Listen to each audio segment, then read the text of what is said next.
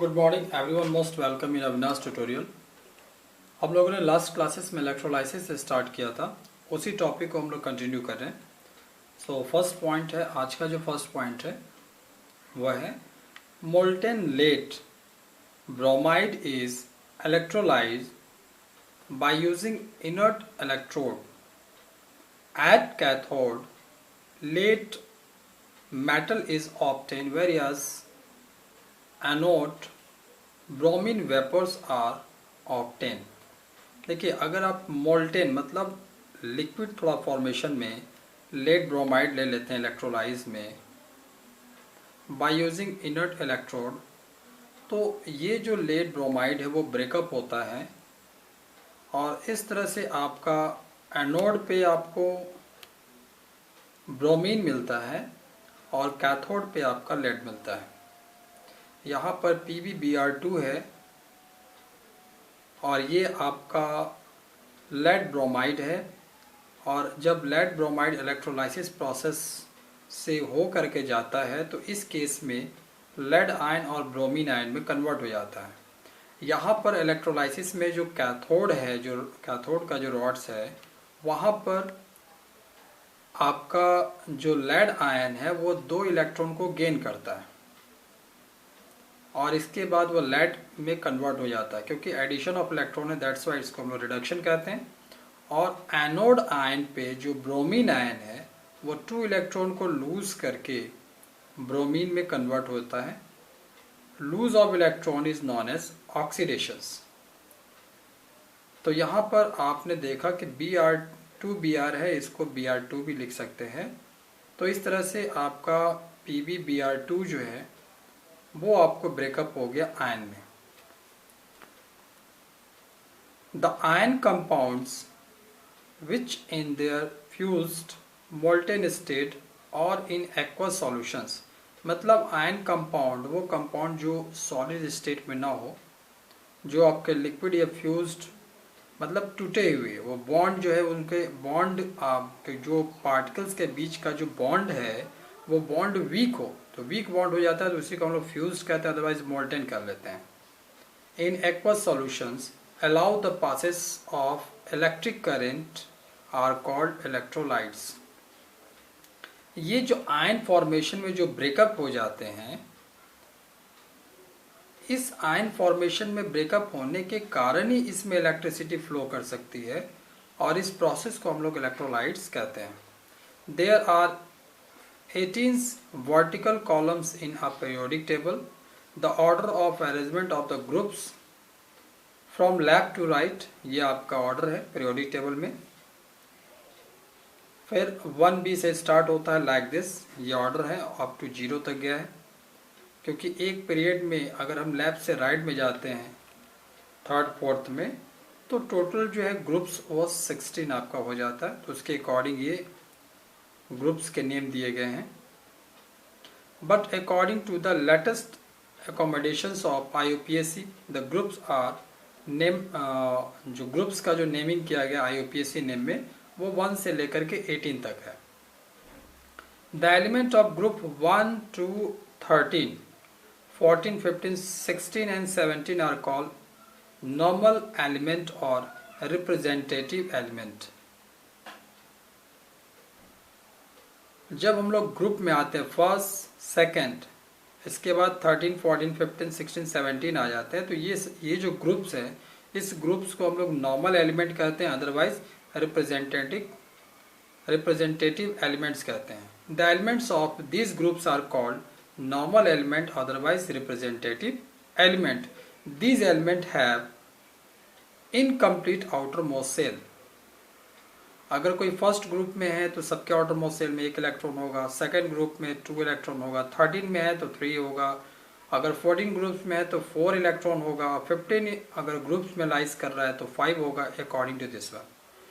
तो इनका जो नॉर्मल एलिमेंट है, इन सभी एलिमेंट का आउटर मोस्ट सेल फुलफिल नहीं है।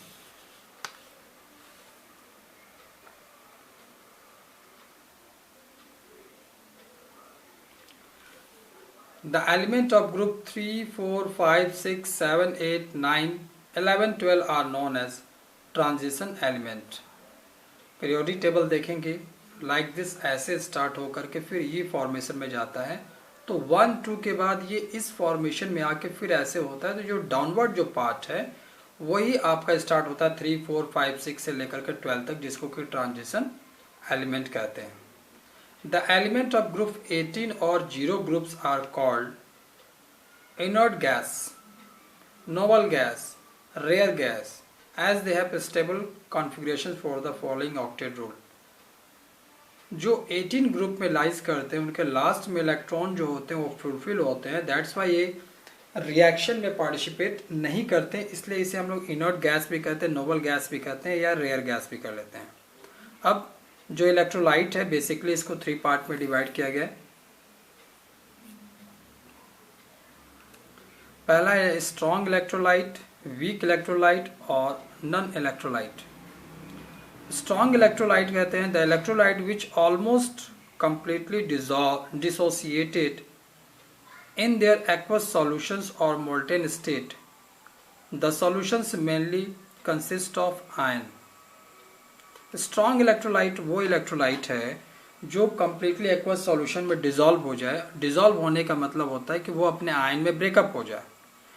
तो अगर वो आयन में टोटल आयन में ब्रेकअप हो जाता है, जैसे कि हम लोगों ने पहले एग्जांपल दिया था सोडियम क्लोराइड, जिसमें कि सोडियम और क्लोरीन टोटल आयन में कन्वर्ट हो जाते हैं, तो ये एक स्ट्रॉन्ग इलेक्ट्रोलाइट है। वीक इलेक्ट्रोलाइट कहने का मतलब होता है कि कोई भी कंपाउंड जो 100% एक्वस सॉल्यूशन में आयन एक्वस सॉल्यूशन में डालने पर आयन में कन्वर्ट नहीं होते हैं, तो उसको हम लोग वीक इलेक्ट्रोलाइट्स कहते हैं।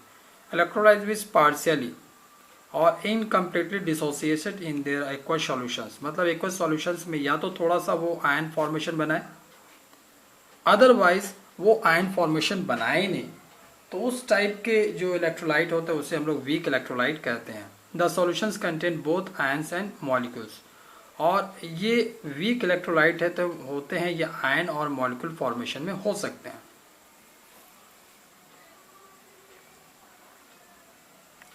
Non-electrolyte, the solutions which do not ionized are called non-electrolyte।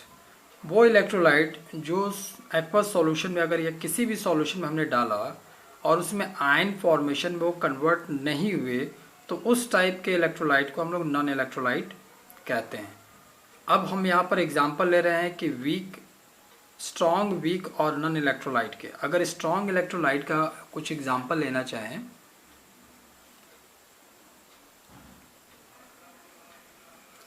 तो इसमें हाइड्रोक्लोरिक एसिड, H2SO4, HNO3, ये स्ट्रॉन्ग इलेक्ट्रोलाइट है। इसका मतलब 100% आपका एक्वस सॉल्यूशन में आयन फॉर्मेशन बनाते हैं।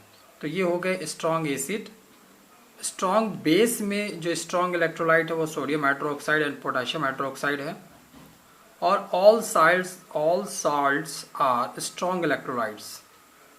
वीक इलेक्ट्रोलाइट्स हैं CH3COOH, HF, H2SO3, H3PO3, H2CO3, ये सब सारे जो एसिड है ये वीक एसिड हैं और ये वीक इलेक्ट्रोलाइट हैं। वीक बेस H3PO4, NH4OH, ये वीक बेस हैं और वीक इलेक्ट्रोलाइट्स हैं। नॉन इलेक्ट्रोलाइट्स मतलब ये आयन फॉर्मेशन बिल्कुल नहीं बनाते। जब हम एक्वस से मिलाते, जैसे पेट्रोल को आप पानी में मिला दे तो पेट्रोल और पानी दोनों डिजॉल्व नहीं होते, सेपरेट हो जाते हैं। शुगर C6H12O6 आपका ये इलेक्ट्रोलाइट फॉर्मेशन नहीं बनाता है। लिक्विड अमोनिया, कार्बन टेट्राक्लोराइड, और इसके बाद नॉन पोलर कोवैलेंट कंपाउंड, ये सब सारे जो हैं वो नॉन इलेक्ट्रोलाइट है, मतलब आयन फॉर्मेशन नहीं बनाते हैं।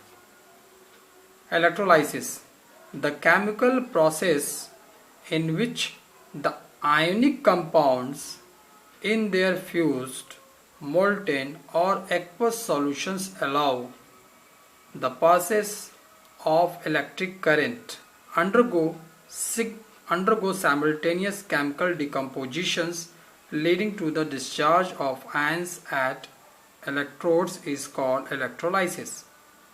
तो इलेक्ट्रोलाइसिस यहाँ पर क्या है कि इलेक्ट्रोलाइसिस वो प्रोसेस है जिसमें वो केमिकल प्रोसेस है जिसमें कि कंपाउंड जो होते हैं वो आयन में आपके ब्रेकअप हो जाते हैं। जब सपोज ए भी हमारा कंपाउंड है और अगर किसी सॉल्यूशन में हमने डाला तो वो ए प्लस और बी माइनस या बी प्लस ए माइनस फॉर्मेशन में बना दे रहा है, और वो जो सॉल्यूशन वो आपके मोल्टन एक्वस सॉल्यूशन हो सकते हैं।